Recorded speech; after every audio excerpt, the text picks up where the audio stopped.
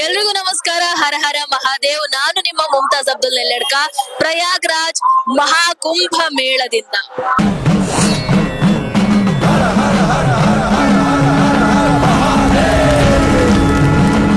ಹರ ಹರ ಮಹಾದೇವ್. ಪ್ರತಿದಿನ ಅತ್ಯಂತ ಹೆಚ್ಚಿನ ಸಂಖ್ಯೆಯಲ್ಲಿ ಭಕ್ತರು ಆಗಮಿಸುವಂತಹ, ದೇಶದ ಪ್ರತಿಯೊಬ್ಬರಿಗೂ ಗೊತ್ತಿರುವಂತಹ ದೇವಸ್ಥಾನ, ಅತ್ಯಂತ ಸಂಪದ್ಭರಿತ ದೇವಸ್ಥಾನ, ಶ್ರೀಮಂತ ದೇವಸ್ಥಾನಗಳ ಪಟ್ಟಿಯಲ್ಲಿ ಮೊದಲ ಸ್ಥಾನವನ್ನ ಪಡ್ಕೊಂಡಿರುವಂತಹ, ಕಲಿಯುಗದ ವೈಕುಂಠ ಅಂತಾನೆ ಕರೆಯುವಂತಹ ಆಂಧ್ರ ಪ್ರದೇಶದ ತಿರುಪತಿ ದೇವಸ್ಥಾನವನ್ನು ಹೋಲುವಂತಹ ಅದೇ ರೀತಿಯಾದಂತಹ ಒಂದು ದೇವಸ್ಥಾನವನ್ನ ಇಲ್ಲಿ ಈ ಪ್ರಯಾಗ್ರಾಜ್ನ ಮಹಾಕುಂಭ ಮೇಳದಲ್ಲಿ ನಿರ್ಮಿಸಿದ್ದಾರೆ. ಇವತ್ತು ನಾನು ಈ ಮಹಾಕುಂಭ ಮೇಳದಲ್ಲಿರುವಂತಹ ಆ ತಿರುಪತಿ ಬಾಲಾಜಿ ಮಂದಿರಕ್ಕೆ ಬಂದಿದ್ದೀನಿ. ಬನ್ನಿ, ನಿಮ್ಮನ್ನು ಕೂಡ ಕರ್ಕೊಂಡು ಹೋಗ್ತೀನಿ, ತಿರುಪತಿ ಬಾಲಾಜಿಯ ದರ್ಶನವನ್ನ ಮಾಡಿಸ್ತೀನಿ.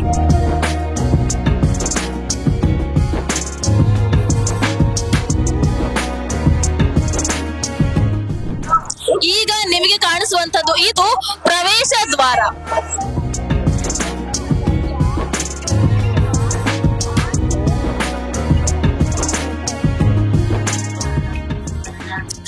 ಮುಂದೆ ಒಳಗೆ ಬಂದು ಇಲ್ಲಿ ಮೊದಲು ನಾವು ಚಪ್ಪಲಿಯನ್ನ ತೆಗೆದಿಡ್ಬೇಕು. ಪ್ರವೇಶ ದ್ವಾರವನ್ನ ದಾಟಿ ಚಪ್ಪಲಿಯನ್ನ ತೆಗೆದು ಮುಂದೆ ಬಂದಾಗ ನಮಗೆ ಇಲ್ಲಿ ಮುಖ್ಯ ದ್ವಾರ ಸಿಗುತ್ತೆ. ನನಗೆ ತಿರುಪತಿ ಬಾಲಾಜಿ ಮಂದಿರಕ್ಕೆ ನಾನು ಹೋಗಿಲ್ಲ ಇಲ್ಲಿವರೆಗೂ ಕೂಡ, ಆದ್ರೆ ನಾನು ಫೋಟೋಗಳಲ್ಲಿ ನೋಡಿರೋ ಹಾಗೆ ಅಥವಾ ವಿಡಿಯೋಗಳಲ್ಲಿ ನೋಡಿರೋ ಹಾಗೆ ಅದೇ ತರ ಕಾಣಿಸ್ತಾ ಇದೆ. ನಿಮಗೆ ತೋರಿಸ್ತೀನಿ ನಾನು ಈ ಒಂದು ಮುಖ್ಯ ದ್ವಾರ ಹೇಗಿದೆ ಅನ್ನುವಂಥದ್ದನ್ನ ನೀವು ಕೂಡ ನೋಡಿ. ನೀವು ತಿರುಪತಿ ಬಾಲಾಜಿ ಮಂದಿರಕ್ಕೆ ಬಂದಿದ್ರೆ ಅದೇ ರೀತಿ ಇದು ಕೂಡ ಇದೆಯಾ ಅನ್ನುವಂಥದ್ದನ್ನ ನನಗೆ ತಿಳಿಸಿ.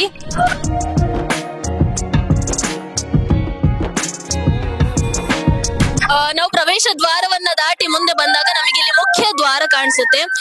ನಾನು ತಿರುಪತಿ ಬಾಲಾಜಿ ಮಂದಿರಕ್ಕೆ ಯಾವತ್ತೂ ಕೂಡ ಹೋಗ್ಲಿಲ್ಲ, ಆದ್ರೆ ನಾನು ಫೋಟೋಗಳಲ್ಲಿ ನೋಡಿರೋ ಹಾಗೆ ಅಥವಾ ವಿಡಿಯೋಗಳಲ್ಲಿ ನೋಡಿರೋ ಹಾಗೆ ಸೇಮ್ ಅದೇ ತರ ಕಾಣಿಸ್ತಾ ಇದೆ. ನೀವು ತಿರುಪತಿ ಬಾಲಾಜಿ ಮಂದಿರಕ್ಕೆ ಹೋಗಿದ್ರೆ ನನಗೆ ತಿಳಿಸಿ, ಇದೇ ತರ ಇದೆಯಾ ಅಂತ. ಬಹಳ ಅದ್ಭುತವಾಗಿ ಕಾಣಿಸ್ತಾ ಇದೆ.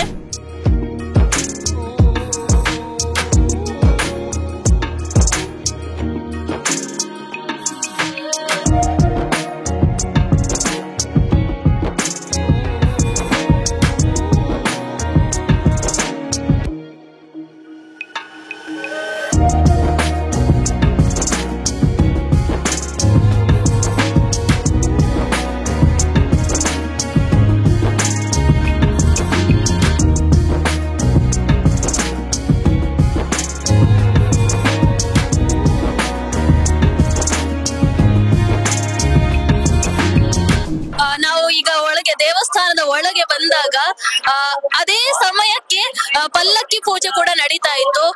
ಜೀವನದಲ್ಲಿ ನಾನು ಪಲ್ಲಕ್ಕಿ ಪೂಜೆನ ಯಾವತ್ತೂ ಕೂಡ ನೋಡಿಲ್ಲ. ಮೊದಲ ಬಾರಿಗೆ ಪಲ್ಲಕ್ಕಿ ಪೂಜೆಯನ್ನು ಕೂಡ ನೋಡುವಂತ ಒಂದು ಅವಕಾಶ ಸಿಕ್ತು.